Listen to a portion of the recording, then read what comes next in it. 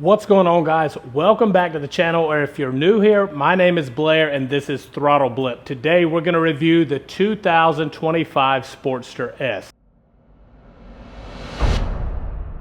Really quickly before we jump into it, I want to remind you guys to check out Indy Ridge. They make hands down the best motorcycle riding boots in the industry. I wear them all the time, even when I'm not on the bike. Be sure and check the link down in the description to get yourself a discount on Indy Ridge. All right, guys, I'll do a quick walk around on this bike to give you guys an overview while we talk some specs. Now, the first thing I want to point out is the 2025 Sportster S is now $1,000 cheaper than the 24 model was. So that puts MSRP on this bike at $15,999. Now, colors. Obviously, it comes in vivid black, which is what you're looking at here, which is a $500 upgrade. Billiard gray is the standard color, the only color you don't pay more for. This bike also comes in brilliant red for an extra $750, or Mystic Shift, which I was surprised to see on this model, for an extra $900. So although I love the Mystic Shift colorway, let's look at something really quickly. So for the extra $900 for Mystic Shift, you would get a painted tail section, a painted gas tank / airbox cover. Paint is expensive. Good paint is even more expensive, but $900 for that is a little pricey in my opinion. Now, as you guys will see, this comes with the newer, it's not new anymore, but newer Rev Max platform. This one will be the 1250 model. The Nightster and the Nightster S are the 975. This 1250 and the Sportster S is putting out 121 horsepower and 93 foot-pounds of torque. This bike weighs 500 pounds and has a seat height of 28.9 inches.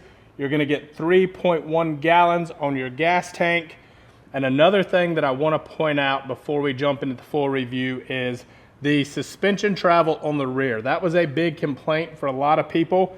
You now get 3.2 inches, which still doesn't sound like a whole lot, but it's much improved over the 2-inch travel that you got in 2024. I'm bad at math, but I think that's roughly a 60% upgrade. So I think the best way to do this on this bike will be to start at the front, and we'll work our way back and around this bike. Starting with this front wheel, 160 front tire on a 17-inch front rim. It's a very wide tire for a Harley Davidson or for any bike in general. That will affect your handling characteristics. Now, it's not a deal breaker. In my opinion, just the skinnier tires seem to handle just a little bit better. Now, yes, you could go a little bit narrower on this bike. It's just going to look funny because the front end of this motorcycle is so wide.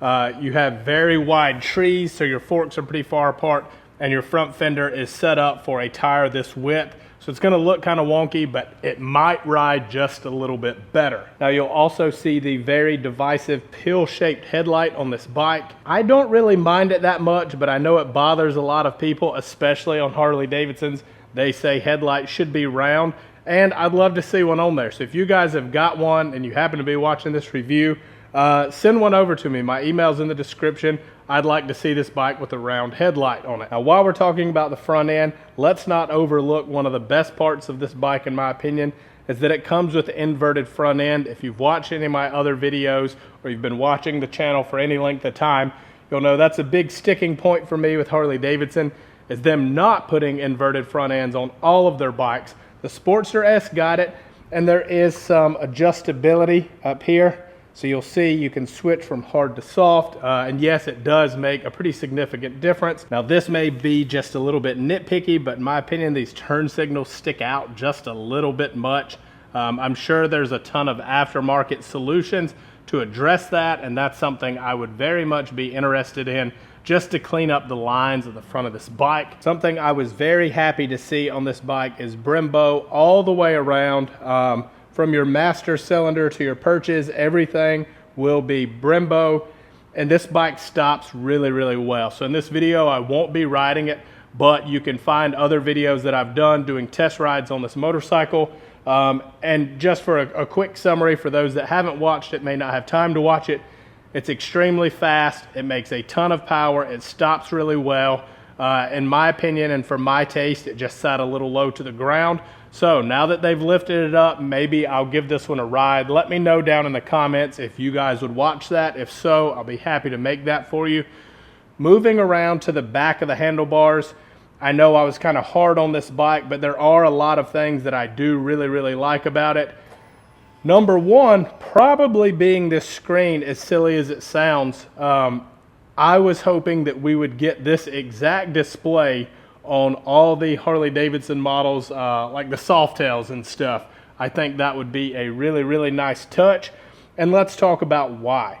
It's because of all the tech that you get packed into this little bitty gauge here. So as you'll see, you get a digital speedometer and digital tachometer, but you're also going to get navigation as long as you have a phone hooked to this bike. You're going to be able to control your music. So there aren't any speakers on this bike, but you can connect, like if you've got a Cardo or something. Shameless plug, link down in the description. If you guys want to pick up a Cardo, you can control your music on here.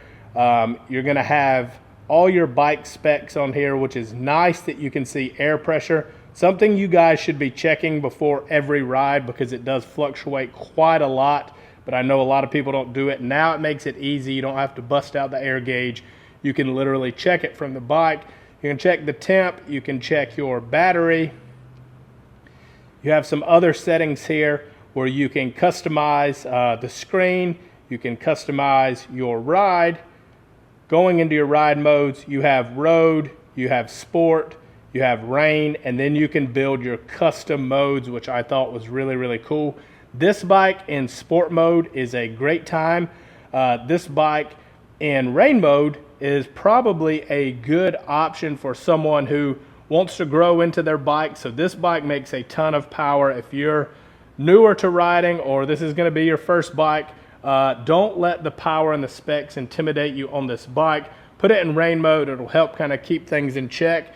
And it's only going to go as fast as you tell it to go, just like with your car. Something else that I do like that they did for this year was blacking out your heads and stuff versus the normal grayish color that they were before. I think it just makes this bike look a little bit better. Exhaust has been another big sticking point on this bike for people. Yes, it is massive. Yes, it doesn't look the best. I do like that it runs up high along the bike instead of slung down low, so you can see that cool tube swing arm on this bike. But this thing is super quiet, really big, really heavy. An aftermarket exhaust would really do wonders for this bike. Now, one of my gripes since this bike came out was forward controls, and it's a gripe of mine because even Harley Davidson lists this bike on their website as a sport bike. Sport bikes run rear sets. That's just the way it is. I don't expect Harley to put a rear set on here, but at least a mid control, and I do think there is a kit to do it, but in my opinion, a sport bike should come from the factory with a mid control. But as you can see, if you had a mid control, your lean angle would probably be really shallow, because these being forwards, they can lift them up just a little bit, whereas if they were mids, they would be somewhere down here, and you're going to lose a lot of your lean angle, which is probably why they didn't do it. I do like this belly pan on this bike though. I think this looks really good, and the main reason I'm a fan of this is I'm a fan of anything that's racy. If you've watched King of the Baggers or the Super Hooligans or any of those kind of Harley Davidson racing teams, they all have these belly pans on these bikes, and I think that looks really good. Like I said, I'm a fan of this swing arm design. Super clean. It looks custom. It looks like something that was built. So I do think they did a great job on it. As I've mentioned before, you have Brembos all the way around. So your single disc front and single disc rear, but like I said, this bike stops really well. One thing I know people either love or hate is this tag holder here. It's also where your lighting is going to be. So there are ways to change this now, finally. I don't know how expensive it is. I feel like it's not too cheap, but to me, it's well worth it. I know a lot of people disagreed with me last year when I reviewed this bike and said that they liked it. Let me know if you guys like this design. Please just let me know where you're from.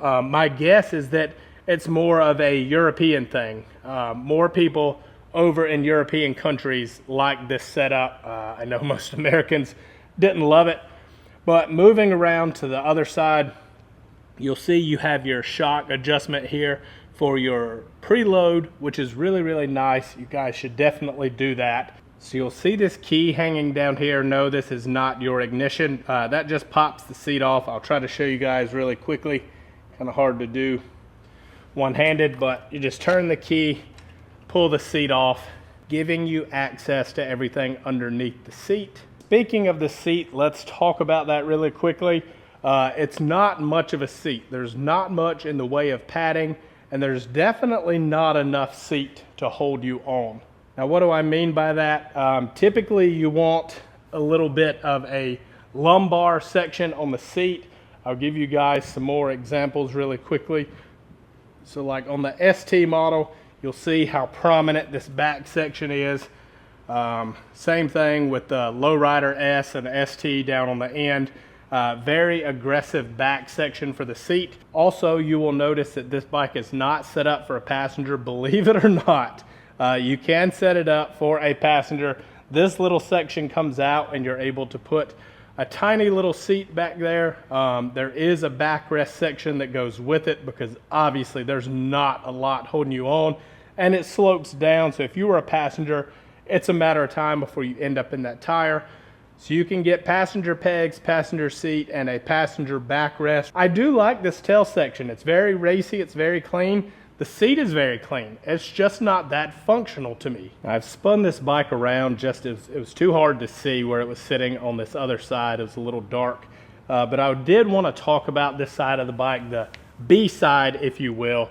The red plug wires, little bitty detail, but to me makes the bike look really good.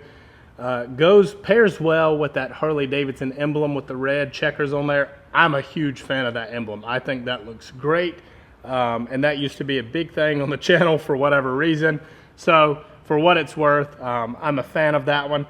One thing I've not been a fan of on this bike since the very beginning was the amount of plastic stuff on this bike. So we'll just go through here and look.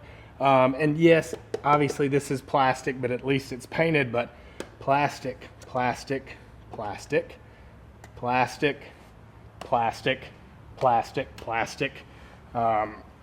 Plastic, and that's just on one side of the bike. And yeah, I know some of these covers are necessary to make this bike a little cleaner, but I think painted would look really good. I also think aluminum, little aluminum covers would look really good on there. And I got a lot of resistance on another review of this bike, and people said it's for weight savings. That's absolutely not the truth. I can appreciate you guys going to bat for Harley. It was literally just a cost savings thing, and maybe they didn't want to pass those costs down to you, which at $16,000 MSRP, again, down $1,000 from last year, I agree with. But it's a lot, man. It's a lot of plastic. I think it could be avoided, and I hope that in the future Harley Davidson will do that.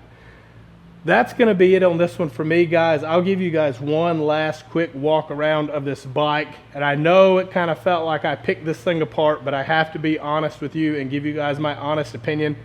I have no problem personally with this bike. I like it. Would I buy one? No. Did I enjoy riding it? Sure. Would I like to ride one again? Yeah, absolutely. It's a fun bike to ride. But as always, I would love to know your guys' opinions. Have you ridden the Sportster S? What do you think? Obviously, you're watching a review video of it. You watched it till the end, which says there must be some kind of interest. Let me know what sways you guys towards this bike. I know Harley Davidson reads these comments, watches these videos, so your feedback here could translate into more features being added or taken away from the Sportster S. So be sure and leave your opinions. Like the video if you enjoyed it, subscribe if you're not already, and I'll catch you guys in the next video.